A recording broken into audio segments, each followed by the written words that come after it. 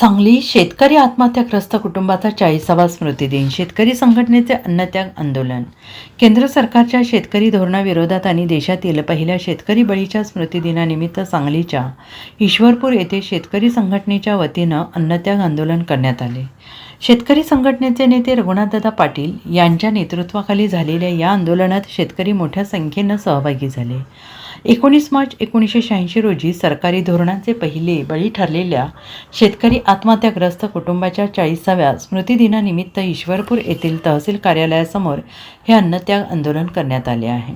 अशी दुरावस्था होते हे अत्यंत चांगल्या भाषेमध्ये सांगितलेलं होतं, परंतु हे राज्यकर्ते त्याच्याकडं दुर्लक्ष करत होते आणि म्हणून राज्यकर्त्यांना त्यांनी सांगितलेलं होतं की हे जर का तुम्ही तुमच्या धोरणामध्ये बदल केला नाही, हे जे उद्योगपतींना कच्चा माल स्वस्त मिळावा, मजूर स्वस्त मिळावे, त्यांच्या मजुरांना खायला प्यायला स्वस्त मिळावं म्हणून शेती तोट्याची ठेवण्याचं जे धोरण धरलेलं आहे, हे धोरण जर बदललं नाही तर साहेबराव करपेंची आत्महत्या जी झाली तशा पद्धतीच्या आत्महत्या रोजच्या रोज तुम्हाला बघायला मिळतील.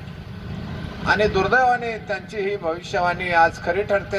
रोज 12 ते 13 शेतकरी महाराष्ट्रात आत्महत्या करतायत आणि अशा काळामध्ये अनेक प्रश्न इथं उपस्थित व्हायला लागलेले आहेत.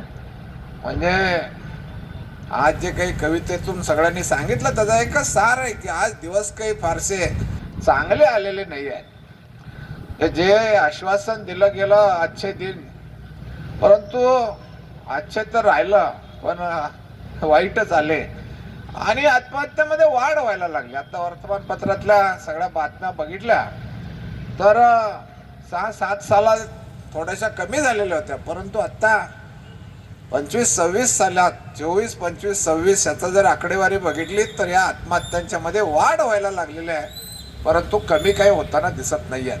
Bureau report SBN Marathi, Sangli.